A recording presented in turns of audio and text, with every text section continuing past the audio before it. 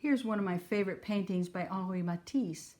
It's called Goldfish, and we're going to use it as an inspiration for our directed drawing exercise today.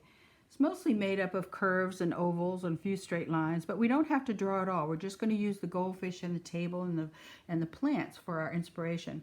But before we do, I want to show you examples of work done by actually 8th graders over the years.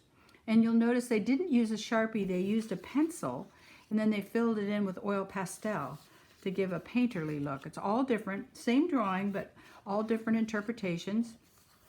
You can see they treated their leaves differently in everyone, and their backgrounds differently. It's entirely up to you. You have a polka dot background and a couple of angry fish. And this interpretation is really rather nice too. All right, so let's try this drawing, and then you can interpret it any way you would like. All right, let's go.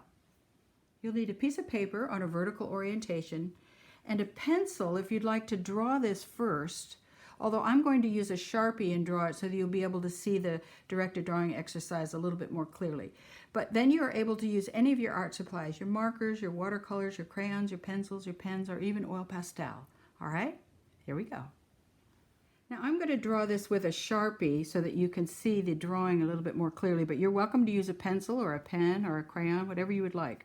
I'm starting on the upper half of my vertically oriented paper, and I'm going to start with an oval. This is going to be the top of the fishbowl.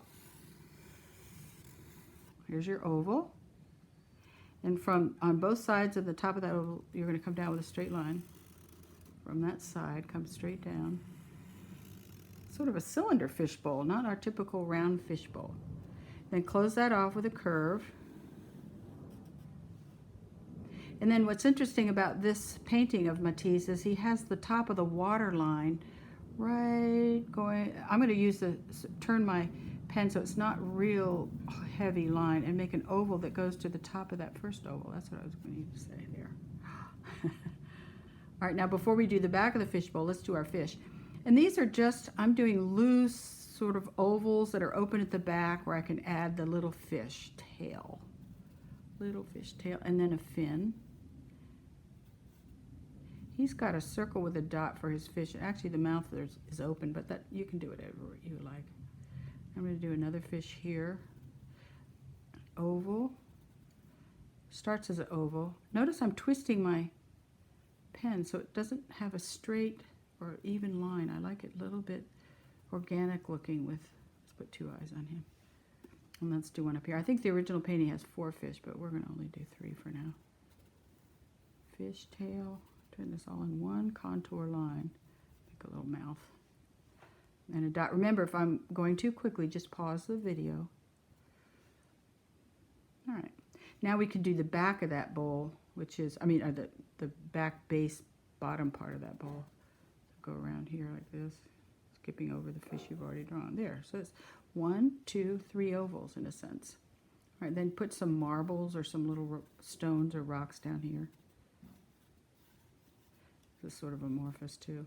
Then what's neat about this painting is he's got reflections of the fish up here that you can do. I hate to even draw it in because they're little reflections.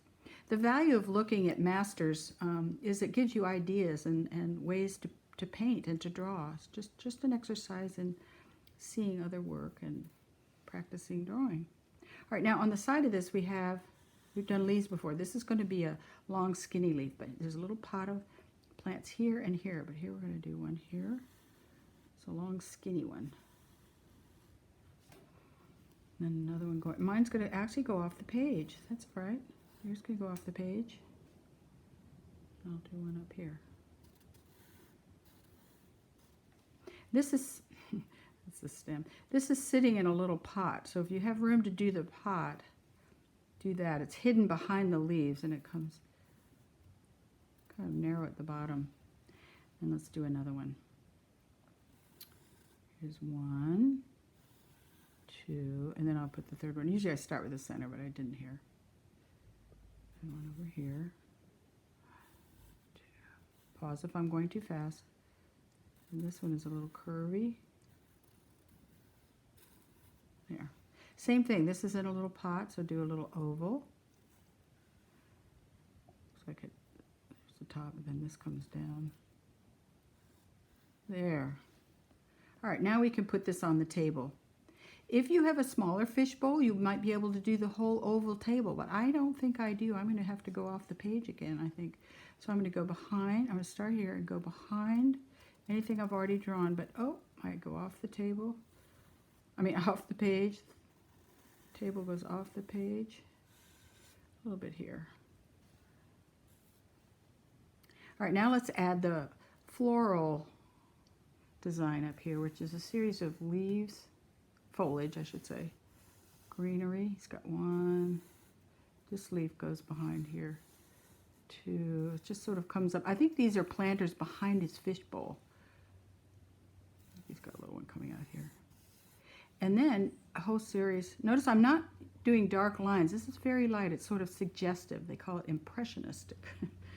Now on this one, I'm going to have a, here's the center of my leaf, but watch what I'm going to do. I'm going to go the other direction and come out and bring that to a point, but it looks like mine's going to go off the page once again.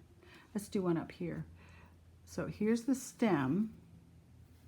That's the center stem. Now watch what I'm going to do. I'm going to go up and back around. It's making sort of a heart. And what's going to happen is it's going to go behind that little glass fishbowl, so you see a little bit of it gently in there. Let's do another one. Here's the center stem. That's going to go right behind the fishbowl. That's glass. And this curves up and down. It's like a heart. All right. Now I don't have room for all of those other flowers that look sort of like hands hanging. They look like this. And he's got polka dots. So I'm going to leave that up to you. Take a look at the master painting itself and get some ideas. You don't even have to do this pattern. Looks like I have room down here to do a few little flowers or leaves because my table is so empty down here. So I'm just going to use that as inspiration and add some more things. All right. Now I'll show you examples once again so you can get some ideas of how you'd like to fill this in with patterns and so forth. Looks like you also have sort of the back of the room back here. This is all dark. All right, that's the basic drawing. Now you guys go to it. Now here are examples of work done before.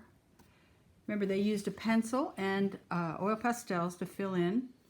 Remember, you can interpret this any way you want. Look at that. Wonderful. Colors, shapes, leaves, flowers, whatever you like to draw back there. This is just a exercise in directed drawing and your own interpretation. Looks like they did use an oil pastel to outline some of the leaves and the fishbowl. You can do that too.